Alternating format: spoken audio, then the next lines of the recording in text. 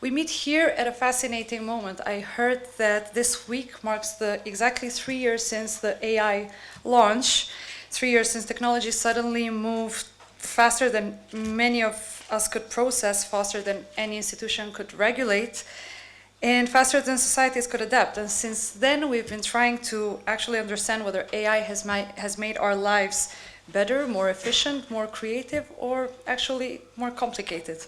Across these 4 days, through conversation, debates, and maybe even a few disagreements, you might find yourselves forming your own stand on that very question, and that's precisely what this winter school is about. Not to hand you one answer, but to equip you with the tools to think critically, navigate complexity, and participate meaningfully in the systems that are evolving around us every day. Fintech, AI...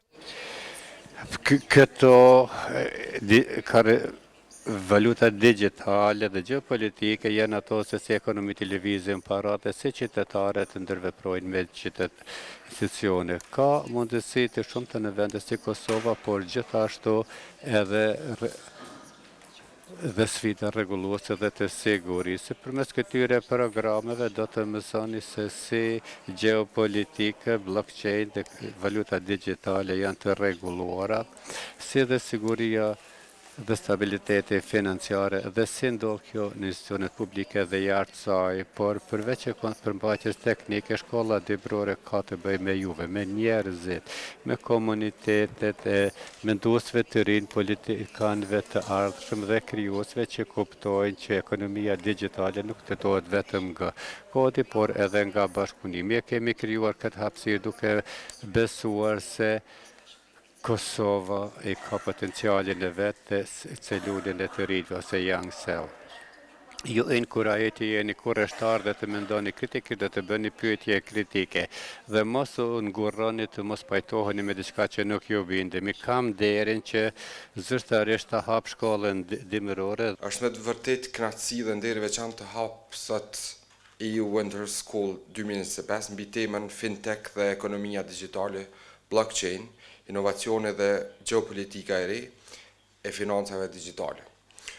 Dua të përgëzoj organizatorët European Young Cell Alumni Kosovo, projektin Young Cell Scheme dhe Universitetin e Prishtinës për organizimin e kësaj konference. Kjo konferencë organizohet në një moment kur ekonomia globale po ndryshon me një ritëm më të shpejtë se kur më parë. Ndërthurja e fintech, inteligjencës artificiale dhe blockchain po transformon tregjet, mënyrën e funksionimit të institucioneve dhe mënyrën se si shoqëritë ndërveprojnë me teknologjinë. Kjo shkollë dimrore ofron pikërisht ato që rajoni ynë ka nevojë, një hapësirë ku të rinjt, akademikët, profesionistët dhe politikbërës mund të analizojnë këto transformime dhe të kuptojnë se si ato do të formsojnë të ardhmen e Ballkanit perëndimor dhe veçanërisht të Kosovës. Jam veçanërisht i lumtur që fokusi është tek pjesëmarrja e grave në fintech, një prioritet i rëndësishëm për institucionet tona. Më lejoni të theksoj lidhjen me reformat në administratën publike në Kosovë. Ne si Ministri e Punëve të Brendshme po punojmë që institucionet tona të kenë kapacitete të nevojshme për të udhëhequr dhe rregulluar përdorimin e teknologjive të reja në mënyrë të përgjithshme. Transformimi digital nuk ndodh vetëm me teknologji, ndodh përmes njerëzve. Përmes dijes dhe përmes ndryshimeve, përmes profesionistëve të rinj të përgatitur dhe të motivuar si ju, ndodhin ndryshimet e mëdha. Për të arritur këtë, përmes ndryshimeve ligjore kemi arritur që në vitin 2024 të rrisim numrin e grave në shërbimin civil, ku sipas raportit për menaxhimin e burimeve njerëzore për vitin 2024, gjatë vitit 2024, siç duket ChatGPT-ja 2024 e përmendi 4 herë në një fjali të vetëm, më falni. Gjatë vitit 2024 rreth 59% e të emëruarve ishin gra. Në krahasim me vitin 2023, ku ato ishin vetëm 48%. Pra, kemi një rritje të rëndësishme, falni se tash edhe përzierja e gjuhëve, të rëndësishme në përfaqësimin e grave në administratë publike. Andaj është më rëndësi që ky trend të vazhdon edhe më tutje, e po e shoh që sot në këtë sallë, në base numri më i madh i jush të pranishëm jeni gra. Edhe është shumë e rëndësishme që të kyqeni sa më shumë që është e mundur në administratë publike. Njëkohësisht, kemi arritur që të ulim moshën mesatare të emëruarve nga 39 vjeç në vitin 2022 në 36 vjeç në vitin 2024. Pra kemi përfaqësim më të madh të grave në administratë publike dhe kemi rinim të atyre që i bashkohen administratës publike. Për kolegë tonë që vinë nga anëtarë të vendeve të Bashkimit Evropian, po besoj që diçka e tillë, rënja nga 39 në 36 vjeç e të rekrutuarve është një ëndër për shtetet e Bashkimit Evropian, andaj duhet që të jemi të vetëdijshëm ne si kosovarë që jemi duke shënuar progres, edhe duhet që të mobilizohemi gjithë që ta shtyjmë këtë përpara. Në këtë frym, kjo shkollë dimërore lidhet drejt për drejt me punën tonë në Kosova Parë 2025 që organizuam në shtatorin e këtij viti, konferencën tonë vjetore mbi reformën e administratës publike, ku këtë vit diskutuam mbi temën kapacitetet në administratën publike përmes apo për inteligjencën artificiale. Kjo reflekton sfidën që do të diskutoni këtë javë, jo vetëm se si teknologjia mund të përmirësojë qeverisjen, por edhe se si duhet të transformohen institucionet për ta kuptuar, përshtatur dhe udhëhequr këtë ndryshim. Të dashur pjesëmarrës, ju jeni gjenerata që do të formsoj të ardhmen digjitale të Kosovës. Dija që do të fitoni këtu, rrjetet që do të ndërtoni dhe ide që do të zhvilloni do të luajnë një rol të rëndësishëm në forcimin e institucioneve, ekonomisë dhe rrugës sonë drejt integrimit në Bashkimin Evropian. Ju inkurajoj që të angazhoheni aktivisht, siç e tha edhe zonja Andra, të diskutoni dhe të mendoni në mënyrë kritike mbi mundësitë dhe rreziqet e epokës digjitale. Në fund, dëshiroj të falenderoj Bashkimin Evropian për përkrahjen e vazhdueshme të programit Young Cell Scheme, ku këtë vit kanë filluar studimet 43 bursistë të raundit të 15 në universitetet e ndryshme të Bashkimit Evropian. Falenderoj gjithashtu gjithë partnerët e Young Cell Scheme në mbështetjen e tyre të vazhdueshme në ndërtimin e kapaciteteve profesionale të administratës publike të Kosovës. Përkushtimi i tyre ka krijuar një brez të ri ekspertësh që tashmë po kontribuojnë në institucionet tona publike.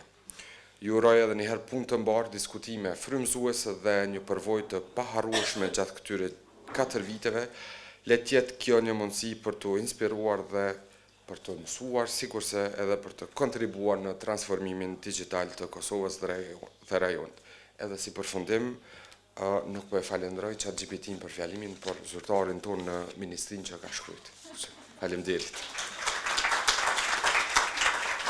Gjithmonë është nderë dhe kënaqësi të jem në universitet. Ky është një vend para shumë kohësh ndihet se po kthehem dhe po mbush me energji me shumë njerëz të rinj këtu që janë tubuar sot këtu. Vërtet është frymëzuese dhe vërtet më vjen mirë që jam këtu në një mëngjes të së hënës dhe është një mënyrë e mirë për të filluar javën. Desha të filloj me diçka që sapo më erdhi në mendje. Kemi një sheftëri të zyrës së BE-s për bashkëpunim që unë bashkë rëndoj partneritetin financiar dhe digital të Kosovës në procesin e aderimit të Kosovës në BE. 4 vjet të kaluar e kam kaluar në Shqipëri. Dhe kur pa shkove të fundit, dhe kjo është pyetja ime për juve dhe ngriteni dorën nëse dini, kush është Jella? Dikush prej studentëve që e din çka është Jella në kontekstin e administratës publike të Kosovës, më tregoni? Faleminderit.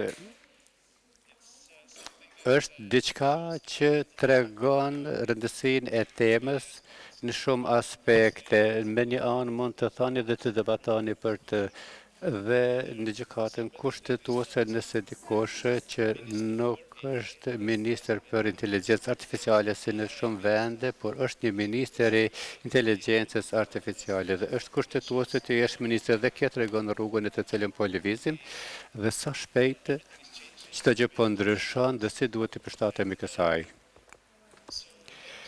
Kjo ishte vetëm një prezantim i shkurtër për të marrë vëmendjen tuaj këtë të hënë mëngjesi, por dua të filloj me diçka tjetër. Dhe vërtet, cili janë historit më të mëdha të suksesit. Një prej më të mëdhaja të BE-s që është programet e shkëmbimit që mund të ofrojmë duke filluar nga Erasmus, Erasmus Plus dhe çdo gjë që vjen me këtë. Dhe mira student brenda Bashkimit Evropian dhe kjo tregon gjithashtu se si Bashkimi Evropian dëshiron të integrojë vendet si Ballkanin Perëndimor, Shqipërinë, Kosovën dhe të tjerët në Bashkimin Evropian duke u lejuar që të jeni student të programit Erasmus. Vërtet dëshiroj të shfrytëzoni këtë mundësi, por kur kuptova për skemën Young Cell që është e re për mua, vërtet kam qenë ngazëllyer për këtë dhe kam pasur një takim me ekspertin Nikolas Panagiotou. Mendoj se kjo është pikërisht ajo që duhet të bëjmë. Duhet të lidhim partneritet me Kosovën dhe saktësisht këtë lloj projekti, sepse i ka të gjitha elementet përbërëse që duhet i shikojmë. Ofron bursa për studentëve të rinj nga Kosova, por gjithashtu e kombinojnë këtë me përgjegjësinë dhe lidhjen për të siguruar që ju e shihni këtë se nuk ka asgjë gratis, por juve ju është ofruar mundësia dhe si të them, detyra për të shërbyer në administratën publike në këto 3 vjet të ardhshme. Dhe e di që ndoshta kjo është një urdhër i rreptë, por megjithatë është një mundësi fantastike gjithashtu.